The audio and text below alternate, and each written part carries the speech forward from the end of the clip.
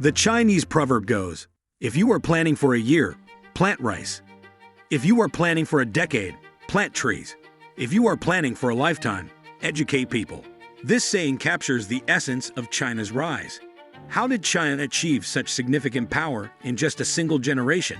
Some point to the adoption of a capitalist system, but that's not the whole picture. Mikhail Gorbachev attempted to introduce capitalism in the Soviet Union, which eventually led to its downfall. Others attribute China's success to its vast population, yet India, with a similar population size, did not experience the same level of growth. Furthermore, China encountered serious issues like the Great Famine, showing that a large population doesn't always guarantee success. So what exactly makes China so influential? That's what we'll explore in this video. Keep watching to learn what differentiates China and fuels its impressive influence worldwide. In 1978, Deng Xiaoping visited Singapore and observed its remarkable transformation from a struggling British colony into one of Asia's fastest-growing economies. During his visit, Singapore's founding father, Lee Kuan Yew, told Deng that if Chinese immigrants in Singapore, who had come from southern China with minimal education, could succeed, then mainland China could achieve even more with the right strategies. This encouragement motivated Deng to open up China and implement what became known as socialism with Chinese characteristics. These reforms sparked rapid growth and modernization throughout the country. One of Deng's significant initiatives was the establishment of special economic zones. By the 1980s, major corporations like Apple managed all aspects of design, manufacturing, and assembly. However, as labor costs increased in the US, these companies started outsourcing manufacturing and setting up assembly lines in other locations, including Shenzhen, China's first special economic zone. In other countries, setting up a factory involves substantial expenses, such as purchasing land, paying import duties on raw materials, and covering various taxes. But in a special economic zone, companies like Apple benefit from long-term land leases, no import duties on raw materials, and very low taxes. Essentially, China extended an invitation to companies like Apple to establish factories with these advantages. Apple's investment in the Shenzhen factory included building infrastructure, acquiring machinery, and training workers.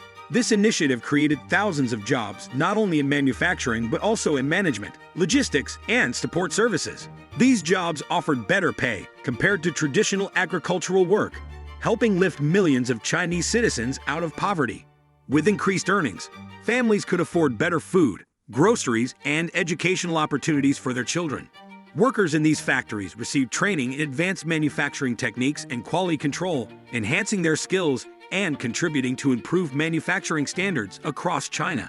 This influx of modern technology and expertise helped elevate China's overall industrial capabilities.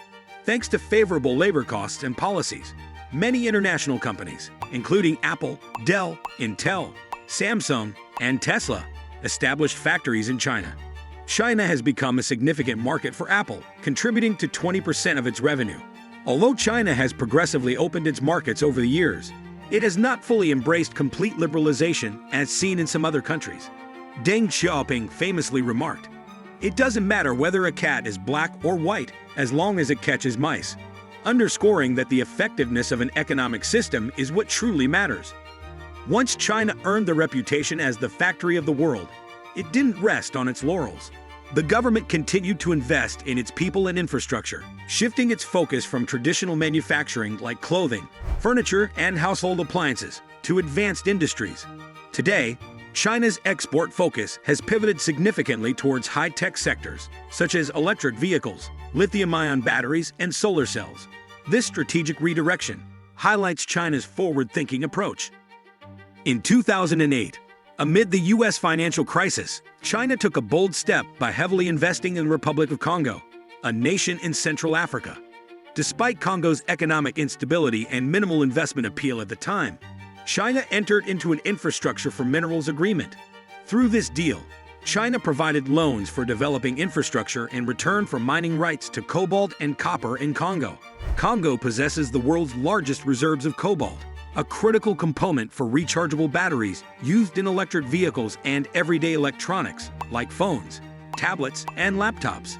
When few recognized the importance of minerals like cobalt, China's foresight proved advantageous. Today, China leads the global market in lithium-ion battery production, holding around 75% of the market share. In the electric vehicle sector, China has outpaced Japan as the largest car exporter, shipping over 4 million vehicles in 2023, including 1.2 million electric vehicles. China also capitalized on opportunities in the solar industry. In the early 2000s, recognizing the potential of solar energy, China introduced policies to stimulate solar demand. The 2009 launch of the Golden Sun program demonstrated this commitment, providing subsidies for both grid-connected and off-grid solar photovoltaic projects. This focus on solar energy not only helps tackle air pollution, climate change, and energy security, but also delivers substantial economic and environmental benefits. Today, China holds over 80% of the global solar panel market share across all production stages, with expectations to reach 95% as green energy demand increases. These accomplishments reflect China's strategic long-term planning and visionary leadership, positioning it at the forefront of key global industries. China's ascent to power is fundamentally tied to its emphasis on trade and economic growth. Drawing lessons from historical events like the collapse of the Soviet Union and recent sanctions imposed on Russia, China prioritizes self-reliance and economic expansion to avoid becoming a target of containment by the U.S. The Wilson Center, a U.S. think tank, reports that China is the top trading partner for over 120 countries. This position makes it impractical for any nation to economically separate from China.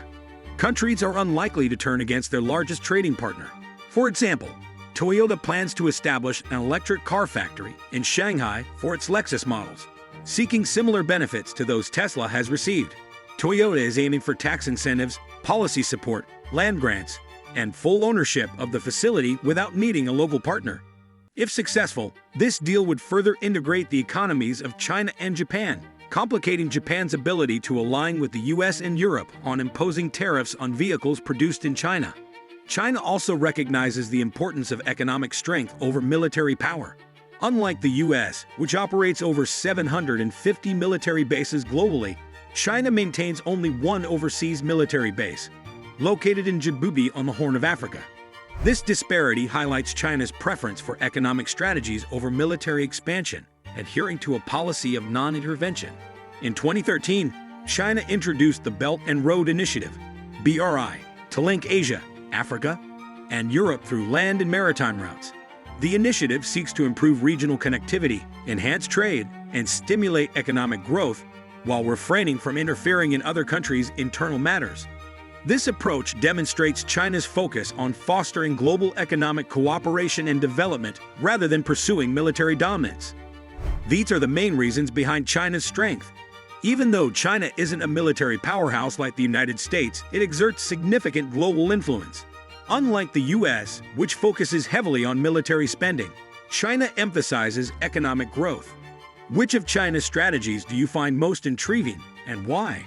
Feel free to share your thoughts and perspectives on China's rise in the comments section below. Don't miss out. Join the Revel Discovery community by hitting that subscribe button to keep up with the latest global trends and insights. Dive into the endless possibilities shaping our world's future.